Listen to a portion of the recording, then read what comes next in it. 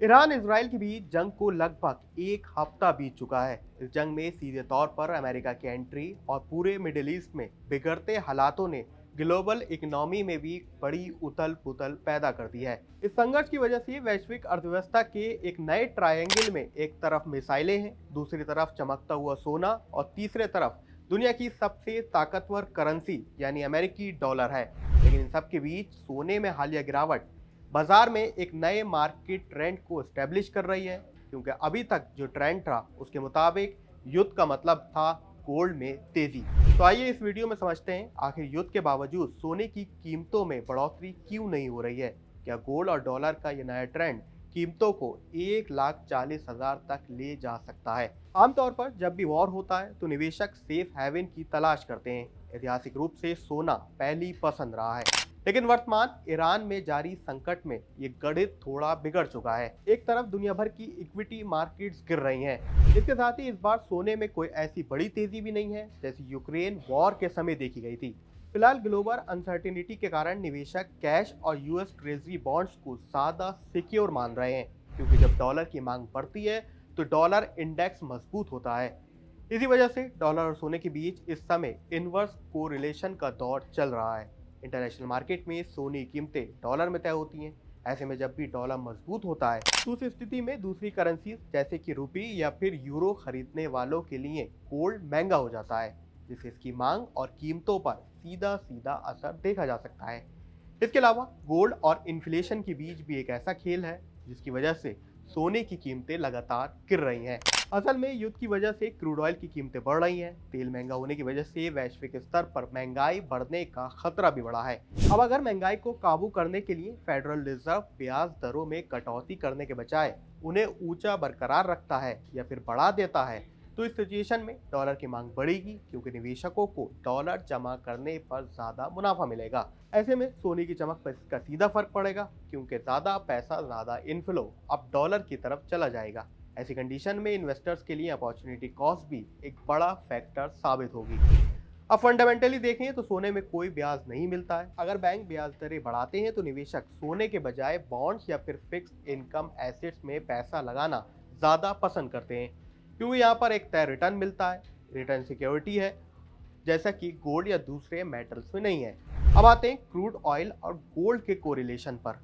कैसे crude oil में तेजी की वजह से सोने में तेजी फीकी पड़ रही है और इसकी कीमतें अब लगभग या तो गिर रही हैं या फिर फ्लैट के आसपास नजर आ रही हैं। असल में वॉर के बीच स्ट्रेट ऑफ हॉर्मुज एक महत्वपूर्ण समुद्री मार्ग है, जिसकी सप्लाई रुकने के डर से कच्चे तेल की कीमतों का आकलन लगाया जा रहा है कि वह $150 प्रति बैरल तक जा पहुंच सकती है। पिछले एक हफ्ते का ही सूरत हाल देखें तो एक हफ्ते में 20% ज्यादा की बढ़ोतरी इसकी कीमतों में हो चुकी है। इससे शेयर बाजारों में गिरावट आई है। लेकिन इस बीच निवेशक तेल फ्यूचर्स यानी क्रूड ऑयल के फ्यूचर्स में निवेश कर रहे हैं, जिससे सोने में आने वाला पैसा सीधे तौर पर क्रूड फ्यूचर्स में डाइवर्ट हो रहा है। ग्लोबली देखें तो एनर्जी फंड्स में लगभग $1.21 बिलियन का नेट इनफ्लो पिछले कुछ दिनों में दर्ज किया जा चुका है, जबकि इसके उलट सोने और दूसरे प्रेशियस मेटल्स की फंड में $2.62 बिलियन का विड्रॉ देखा जा चुका है। अब गोल्ड के हालिया कंडीशन से जुड़ा है दूसरा फैक्टर यानी प्रॉफिट बुकिंग। ये भी एक महत्वपूर्ण एलिमेंट है। युद्ध शुरू होने से पहले जहां सोना पिछले कुछ महीनों के काफी ऊंचे स्तर यानी लगभग $5400-5500 के आसपास ट्रेड कर रहा था, 6 मार्च 2026 के आंकड़ों के अनुसार कई बड़े निवेशकों ने इस ऊंचे स्तर पर मुनाफा वसूली यानी प्रॉफिट बुकिंग शुरू कर दी है, जिससे युद्ध के बावजूद कीमतों में गिरावट या फिर स्टेबिलिटी का दौर माना जा सकता है। लेकिन सोने में इन सब हलचल के बीच, गिरते बाजार के बीच एक और खिलाड़ी है जो चुपचाप सोना बटोर रहा है, और वो है चाइना। फरवरी 2026 की रिपोर्ट के मुताबिक पीबीओसी ने लगातार 15वें महीने सोने में खरीदारी जारी रखी है। चाइना गोल्ड रिजर्व फरवरी का अंत तक $387 बिलियन के रिकॉर्ड लेवल पर पहुंच गया है।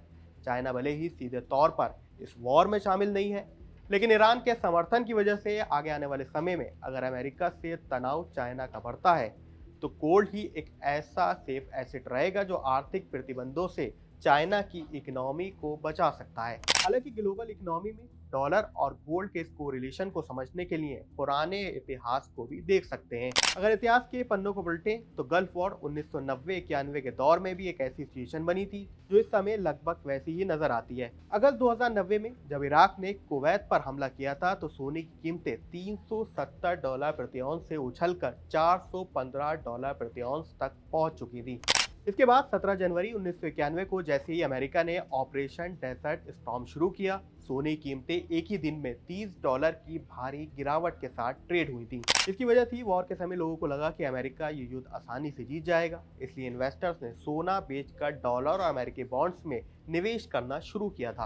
इसके अलावा 2003 के इराक वॉर के समय भी कुछ ऐसी कंडीशन बनी थी। उस समय गोल्ड 380 से लेकर $390 के आसपास ट्रेड कर रहा था, लेकिन जिस दिन हमला हुआ सोना गिरकर $330 प्रति औंस तक जा पहुंचा था। इसकी वजह थी अनिश्चितता खत्म होना, यानी जैसे अनसर्टेनिटी खत्म हुई तो निवेशकों को लगा कि अब स्थिति साफ है, तो इन्वेस्टर ने डॉलर को ज्यादा सुरक्षित और फायदेमंद निवेश माना। अब सवाल है कि आखिर आगे गोल्ड का क्या होगा। तो एक्सपर्ट्स का मानना है कि गोल्ड का फ्यूचर फिलहाल के लिए 3 बातों पर ज्यादा निर्भर करेगा। इसमें सबसे पहले है अमेरिका फेडरल रिजर्व की पॉलिसी।